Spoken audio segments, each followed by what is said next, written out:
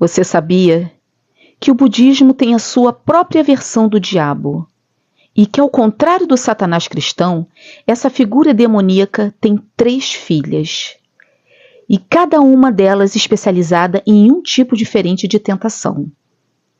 Nesse exato momento, essas 3 forças sedutoras estão trabalhando para te aprisionar em sofrimento sem fim, sem nem que você perceba.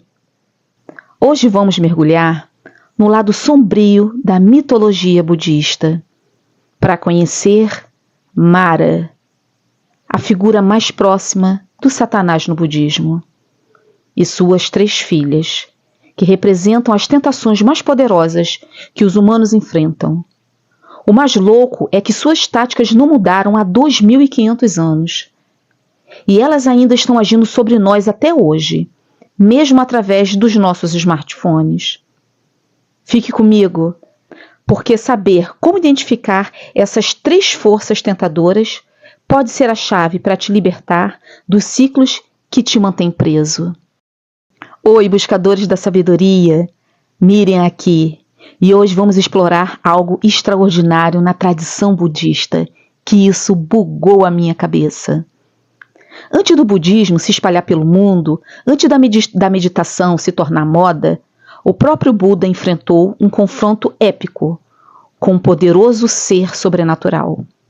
Seu nome era Mara, o senhor da morte e do desejo, o rei da distração, o vilão supremo do budismo. Mas Mara não estava sozinho. Ele tinha 3 filhas, cada uma representando um tipo diferente de tentação, o qual nós humanos simplesmente não conseguimos resistir. Seus nomes são Tanya, significa um desejo ardente, Arati, tédio e descontentamento, Raga, paixão, luxúria. 3 forças psicológicas tão poderosas que mantêm a humanidade presa ao sofrimento há milhares de anos. O que torna essa história tão fascinante não é apenas a mitologia, mas a perfeição com que descreve as armadilhas psicológicas em que todos nós caímos diariamente, mesmo com as nossas tecnologias e o nosso estilo de vida moderno. Imagine Buda do futuro sentado sobre uma árvore Bodhi, determinado a encontrar resposta para todo o sofrimento humano. A noite está escura, as estrelas preenchem o céu, e Siddhartha Gautama está prestes a alcançar a iluminação completa. Mas, de repente, a atmosfera muda, algo está chegando, algo muito poderoso, e não quer que Buda tenha sucesso. A voz de Mara desliza pela escuridão. Volte, príncipe. Este caminho não leva a lugar nenhum. Seu reino o aguarda. Sua família precisa de você. Por que se tortura tanto, príncipe? Em vão? Este é Mara, naquela noite lendária. E quando Buda meditava profundamente, Mara desencadeou tudo o que tinha para perturbar Buda. Primeiro, seus exércitos de demônios com armas de fogo. Depois, tempestades, terremotos poderosos.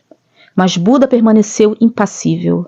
Sério, ele nem sequer hesitou. Quando os ataques físicos falharam, Mara tentou algo ainda mais inteligente. Enviou suas 3 filhas para seduzir e distrair Buda. 3 coisas a quais nós humanos raramente resistimos, que são o desejo, o tédio e a luxúria.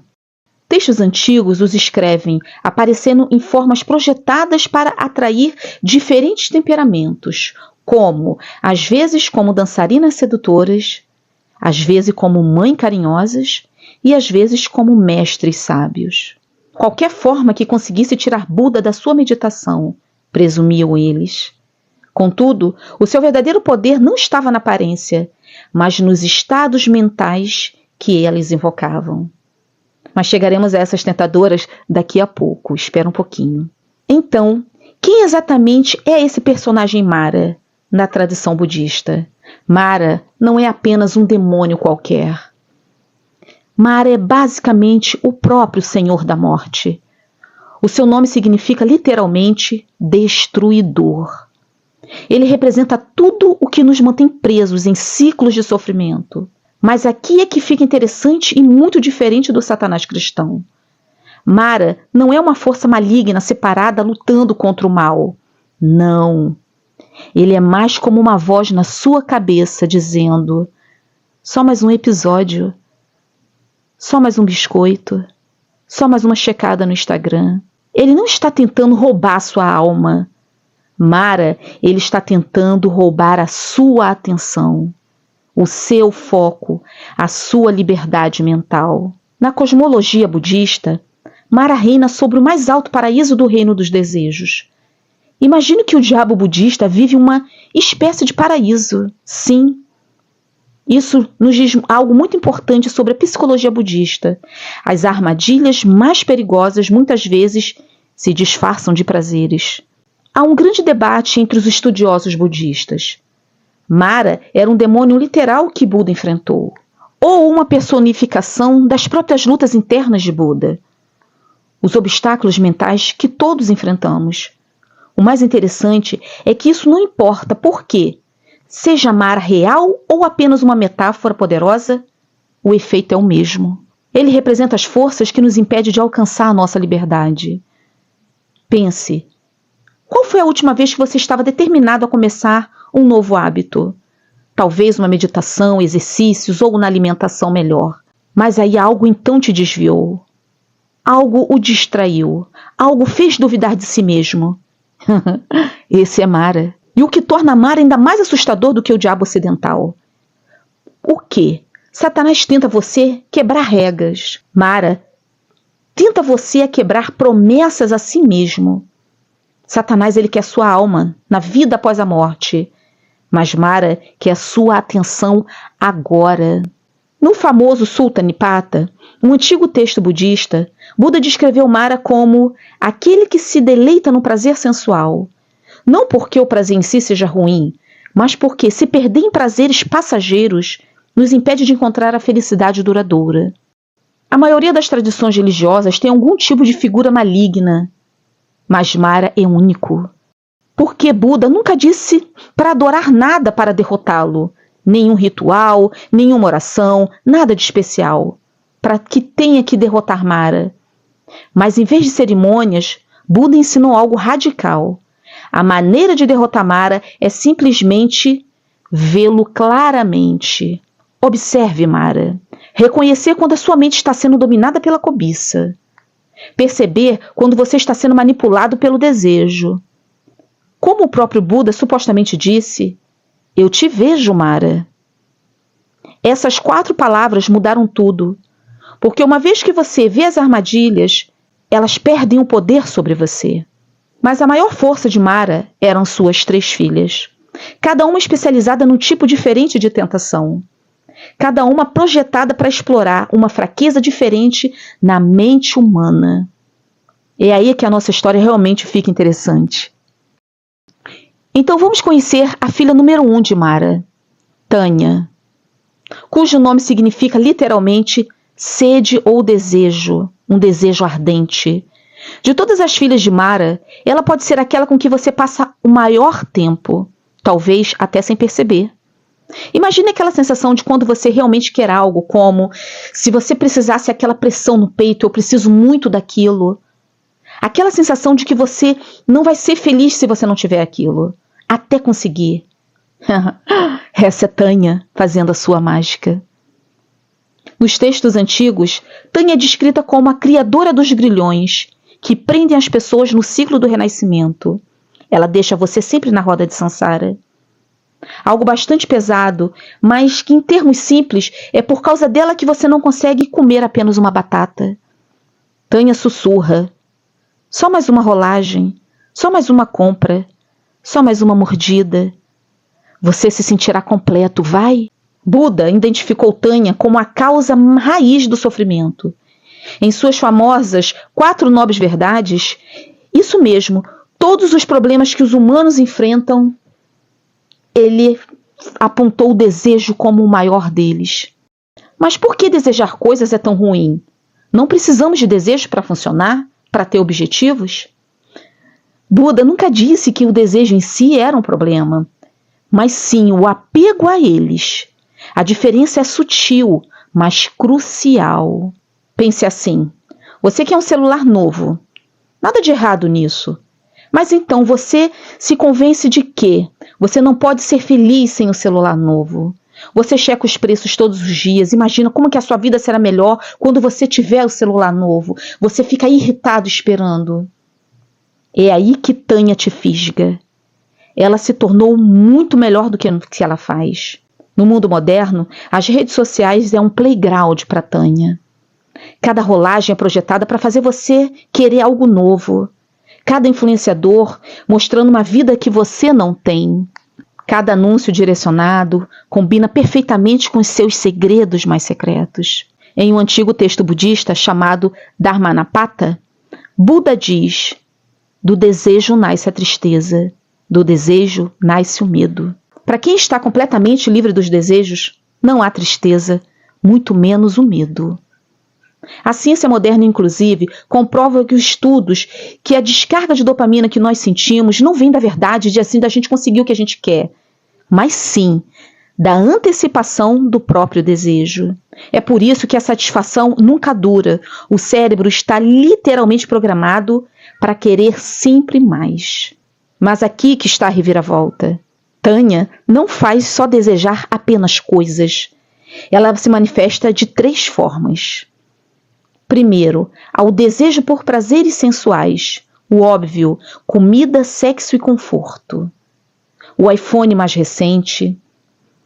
O segundo, o desejo de existir, o desejo de ser alguém, de ser realizado, de ser importante, de deixar uma marca. Pense em seguidores nas redes sociais e uma ambição assim super profissional. O terceiro, há um estranho, que é ao contrário, o desejo de não existir, o desejo de escapar, o desejo de se anestesiar, de não sentir. É por isso que quando maratonamos séries na Netflix, bebemos demais ou navegamos sem rumos por horas na internet ou usamos algum tipo de droga, isso é Tânia. A gente está se anestesiando, estamos saindo da presença. E Buda ensinou que esses 3 tipos nos mantêm presos. Então, como saber quando Tânia está agindo com você? Procure por esses sinais. Aquela sensação de serei mais feliz quando... Aquela vontade de checar o celular a cada 5 minutos. É ela. Essa sensação de que você não tem o suficiente. É Tânia. Então, como Buda recomendou a lidar com a primeira filha? Não lutando contra ela, nem cedendo, mas vendo o desejo claramente. Observe, compreendendo na sua natureza vazia do desejo em suas próprias palavras. Observe tudo que é agradável e conveniente no mundo para que esse desejo surge. Observe o desejo, só observe. Ver o seu surgimento e o desaparecimento como realmente são. Esse é o caminho para a sua cessação. Só observe. Simplificando, quando você sentir esse desejo surgir, não julgue, não o tema, apenas observe-o. Lá está o desejo. Observe ele surgindo. Observe, tem calma. Observe eventualmente ele desaparecendo, sem agir de acordo com ele. Experimente isso da próxima vez que sentir um desejo forte. Defina um cronômetro para apenas 10 minutos antes de ceder ao desejo. Apenas observe a sensação. Você pode se surpreender ao descobrir que muitos desejos desaparecem naturalmente por si só, quando não alimentamos com atenção. Quanto mais você pratica isso, mais começará a perceber o espaço entre querer algo e decidir buscá-lo. É esse o espaço que reside a sua liberdade. Agora, vamos falar sobre a segunda filha de Mara, Arati. O seu nome traduz como tédio ou descontentamento. E ela, Arati, ela pode ser bem silenciosa, porém, a mais perigosa de todas. Enquanto sua irmã Tânia faz com que você corra atrás do que você não tem, Arati faz você se sentir insatisfeita com o que você tem. Ela é aquela voz sussurrando: é só isso?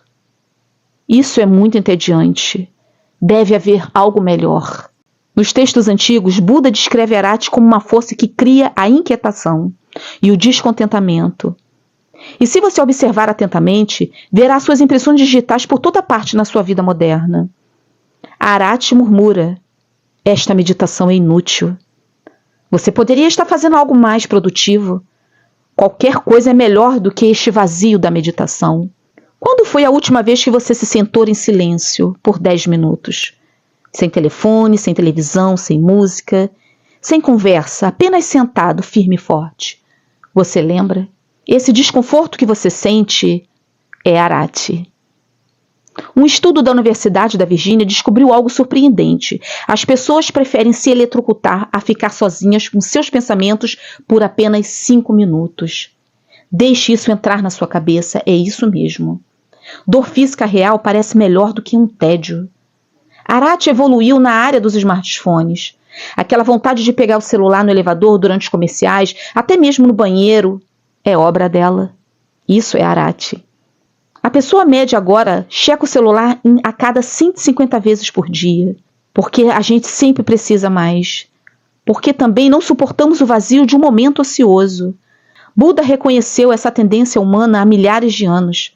Nos textos Pali, ele usa o termo como abhijapan, uma espécie de inquietação mental que impede a paz de espírito, a falta da presença. É por isso que nós não conseguimos ficar na presença. Ele observou que os humanos têm essa estranha tendência. Estamos constantemente oscilando entre o desejo e a aversão, o querer e o rejeitar. Nunca satisfeitos com a simples experiência do agora. Arati, em especial, adora atacar durante a meditação. Ela é mestre nisso. Aquele pensamento repetido de que isso é inútil. A inquietação, a verificação de quanto tempo ainda resta para acabar a meditação. O planejamento de que você fará depois da meditação. Todas as suas táticas. Isso é Arati. Buda nunca condenou o tédio em si, apenas a nossa reação a ele. Nos textos antigos, os ensinamentos centrais de Buda sobre a meditação, Mindfulness, Buda ensina que quando a mente está inquieta, sabe-se que a mente está inquieta. Você reconhece isso. Essa simples consciência começa a dissolver o poder de Arati. Reconhecer que a mente está inquieta. Veja bem, todos os jogos de Arati dependem de você. Não perceber a sua influência. E ela quer que o seu descontentamento pareça natural e inevitável. Ela quer que você busque distração. Busque por a distração automaticamente. E da próxima vez que você sentir aquela sensação de incômodo, de tédio, tente algo radical. Não busque por distração imediatamente. Em vez disso, curioso sobre a própria sensação, aonde é que você sente isso no seu corpo? Aonde você sente essa inquietação no corpo? Faz a pergunta. Como é realmente estar entediado? Olha, observe. É tão insuportável quanto parece? Observe. A neurociência agora confirma que esse hábito de evitar o tédio literalmente remodela os nossos cérebros, tornando-nos menos capazes de nos concentrar, e nos tornamos menos criativos e, ironicamente, mais dispersos a sentir o tédio. Olha que loucura. Algumas tradições de meditação mais poderosas desafiam diretamente a Arati. Práticas Zen, como simplesmente sentar no Vipassana, escaneamento corporal. Isso desafia Arati. Porque não são apenas exercícios espirituais, são treinamentos da resiliência a Arati. Buda ensinou que a verdadeira satisfação ela vem de dentro, não da estimulação constante. Como ele teria dito, não há felicidade maior do que a paz. E paz não é ausência de tédio. Paz é a liberdade de ser controlado pelo medo do tédio. Então, da próxima vez que você sentir vontade de checar o celular pela 100ª vez, ou mudar para um novo vídeo no YouTube de 30 segundos, lembre-se de Arati. Respire fundo e, talvez, só talvez, escolha ficar no desconforto. Porque aqui está o segredo que Buda descobriu. Do outro lado do tédio reside algo incrível, uma espécie de alegria e curiosidades naturais, que só aparecem quando paramos de fugir do momento presente. Agora chegamos na terceira filha de Mara, Raga, e possivelmente a sua arma secreta. Raga, cujo nome significa paixão ou luxúria, das 3 irmãs, ela talvez seja a mais incompreendida. Quando Buda fala sobre Raga, ele não está se referindo apenas ao desejo sexual, embora isso certamente faça parte, mas sim aquele apego ardente a qualquer coisa que nubla o nosso julgamento. Pense naquela sensação de intensa atração por alguém, ou naquela necessidade ardente de ser reconhecido, ou naquele comercial, ou naquela convicção apaixonada de que você está certo e todos os outros estão errados. Essa é Raga em ação. Buda diz, assim como uma árvore cortada brota novamente, se suas raízes permanecem intactas, o sofrimento surge repetidamente, enquanto a tendência da paixão não foi erradicada. Raga nos chama. Siga esse sentimento, aonde quer que ele leve. Nada importa além desse momento de desejo, entregue-se completamente. Essa é a voz de Raga. Ao contrário de suas irmãs que nos fazem sentir mal, Raga nos faz se sentir muito bem às vezes, que tão bem que nos faz nos perdermos completamente. E ao contrário do desejo, de é quem quer o que não temos, ou do tédio, que não é querer o que temos, a paixão é se perder naquilo que estamos vivenciando, se perder completamente. Agora, é extremamente importante entender que Buda nunca disse que a paixão em si era ruim. Ele não era contra o prazer ou a diversão, mas ele alertou sobre o perigo de se tornar escravo da paixão. A diferença é fundamental. O desejo saudável, ele te impulsiona para frente. A armadilha de Raga te deixa obcecado. Pense naqueles momentos em que você foi completamente controlado por um sentimento. Talvez um ciúme intenso, uma paixão avassaladora ou uma raiva cegante. Você tomou as melhores decisões nesses momentos? Provavelmente não. A sociedade moderna idolatra a paixão. A sociedade moderna idolatra a Raga. Siga sua paixão, viva apaixonadamente. Mas Buda ofereceu uma perspectiva mais sutil. Ele ensinou que os sentimentos apaixonados, embora poderosos, também são passageiros. Eles vêm e vão como um clima. E construir sua vida em torno da busca por esses picos emocionais intensos é como você tentar se aquecer com raios. Em nosso mundo, Raga atua por meio de canais bastante óbvios. Toda a indústria de aplicativos de namoro, a maneira como a política nos coloca uns contra os outros, através da raiva justificada, a adoração por as celebridades, até mesmo a cultura da correria, que glorifica o esgotamento para a gente alcançar o sucesso. Mas Buda ofereceu uma perspectiva fascinante sobre como lidar com sentimentos apaixonados. Em um ensinamento famoso chamado Sermão do Fogo, Buda comparou todas as nossas experiências sensoriais a um fogo. Não algo a ser temido, mas algo a ser compreendido como impermanente.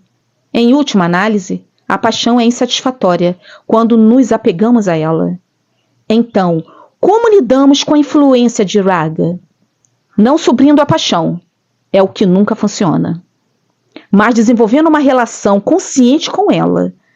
Quando as emoções intensas surgirem, a prática budista sugere observe-las, observe-as, com curiosidade amigável. A raiva, a atração, sem julgar, só observe. Sem alimentar, apenas observando com clareza. Buda ensinou uma prática chamada guardar as portas dos sentidos. Isso não significa se isolar da experiência, mas sim permanecer consciente de como as visões, os sons, os sabores, os toques, os cheiros, os pensamentos afetam a sua mente. Uma prática simples. Quando você perceber as paixões surgindo, pause. Respire conscientemente 3 vezes. Observe onde você sente a emoção no seu corpo. Essa pequena pausa cria espaço para a sabedoria. Um verso do Theragatha, um antigo texto budista, diz: da paixão surge a tristeza, Da paixão surge o medo. E para aquele que está totalmente livre da paixão, não há tristeza, muito menos o medo. O objetivo não é se tornar um robô sem emoção, mas sim a liberdade das emoções e não a liberdade das emoções em si. Veja a diferença. Entre todas as filhas de Mara, ela é aquela que pode ser transformada com mais facilidade. A energia apaixonada, quando canalizada com sabedoria, ela pode alimentar a compaixão, a criatividade, até mesmo o despertar espiritual.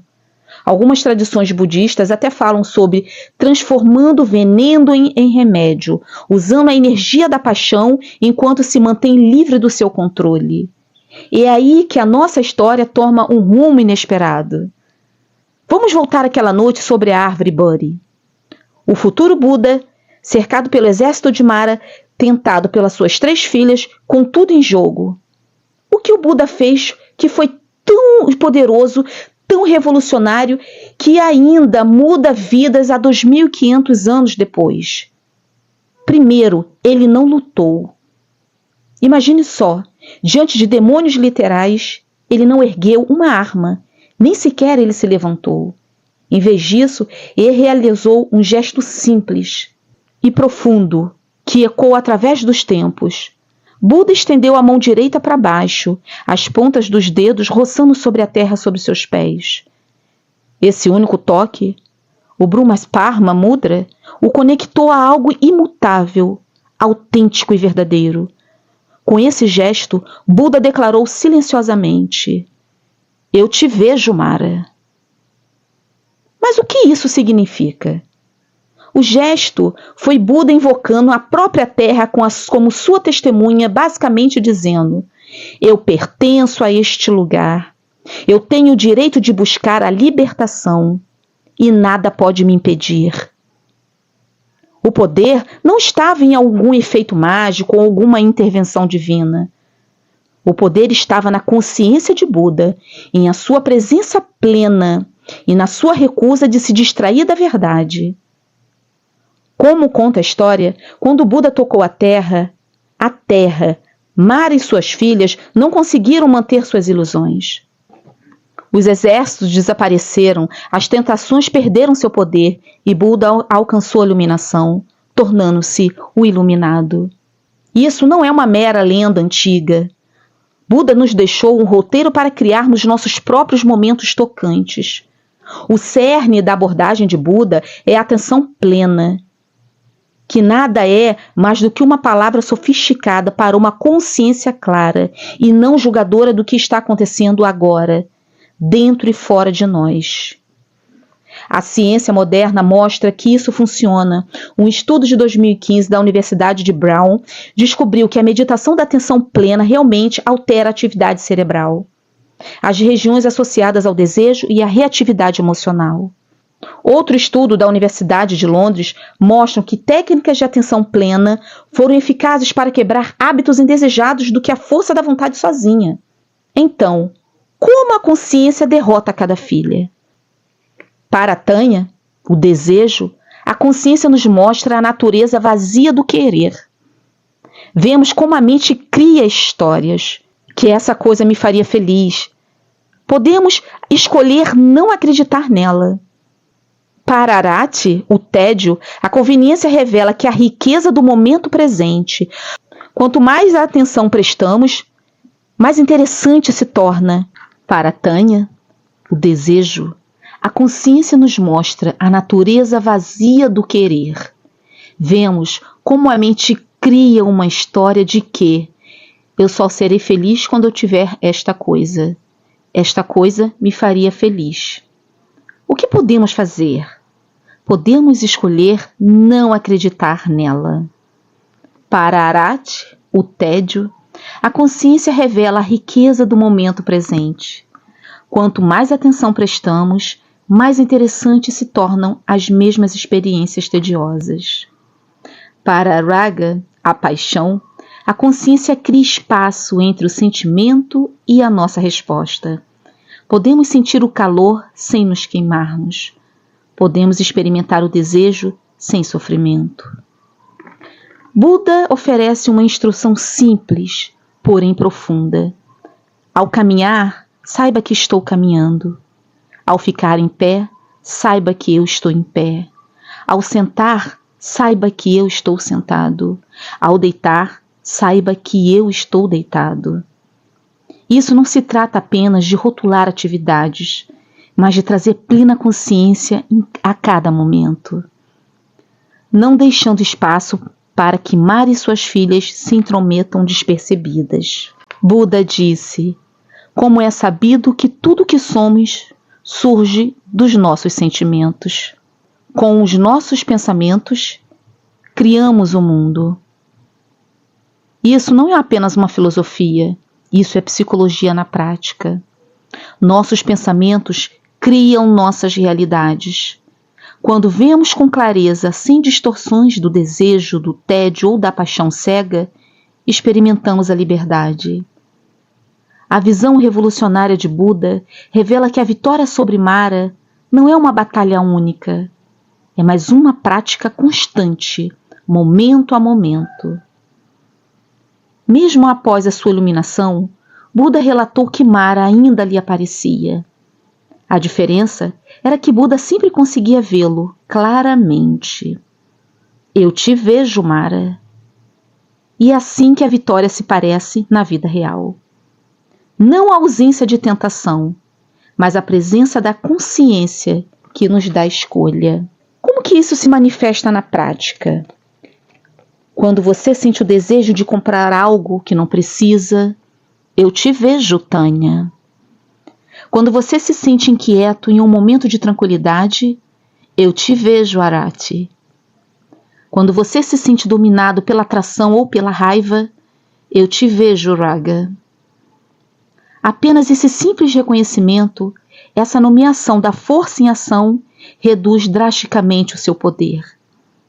Como o Buda ensinou, assim como uma rocha sólida não é abalada pelo vento, os sábios não são abalados por elogios ou críticas. Com a prática, desenvolvemos a estabilidade que não pode ser abalada pelos truques de Mara. Então, sabe qual é a grande conclusão aqui? Mara e suas filhas são seres sobrenaturais reais ou apenas símbolos das forças psicológicas? Na verdade, isso não importa. Se você os vê como demônios literais ou como metáforas para o estado de espírito, a prática é exatamente a mesma. Reconhecê-los, nomeá-los, não lutar com eles, não segui-los, apenas vê-los claramente. Diferentes tradições budistas abordam Mara como maneiras únicas. A Theravada frequentemente enfatiza Mara como representante dos 5 agregados que nos prendem ao sofrimento. As tradições Marayama às vezes retratam Mara como sendo uma última análise, o vazio da existência inerente sujeito à origem dependente. Vajrayama pode ser as energias de Mara como potencialmente transformáveis em consciência iluminada por meio de práticas especializadas. As filhas de Mara estão trabalhando em todos nós o tempo todo. Cada anúncio, cada feed de mídia social, cada momento da cultura de consumo explora essas mesmas 3 forças o tempo todo. Mas aqui está o mistério que eu prometi. E se as filhas de Mara não forem nossas inimigas, afinal? E se as filhas de Mara forem, na verdade, nossas maiores mestras disfarçadas? Tânia não apenas cria o sofrimento, mas ela revela aonde ainda estamos apegados. Cada desejo aponta precisamente para o que precisamos examinar. Quanto mais forte o desejo, mais importante a lição. Arati não apenas nos deixa desconfortáveis, ela nos convida para o momento presente. Sua inquietação nos desafia o que está além da distração. Os espaços que ela nos faz evitar contêm nossas percepções mais profundas. Para Raga, não apenas turva nossos julgamentos, mas ela nos mostra o poder da nossa própria energia. Seu fogo, quando conhecido e canalizado, se transforma no calor da compaixão e da luz. Na sabedoria budista, as filhas não são obstáculos no caminho, elas são o próprio caminho. Esses desafios não são punições, são campos de treinamento. A academia onde construímos nossos músculos espirituais.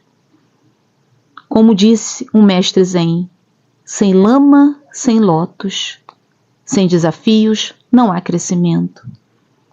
Então, da próxima vez que sentir um desejo te puxando, ou um tédio te empurrando para a distração, ou uma paixão nublando seu julgamento, tente algo novo.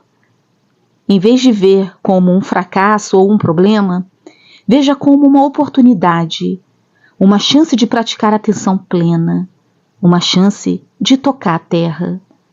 E lembrar que o Buda descobriu sobre aquela árvore o poder de Mara e suas filhas só funcionam quando não as vemos claramente.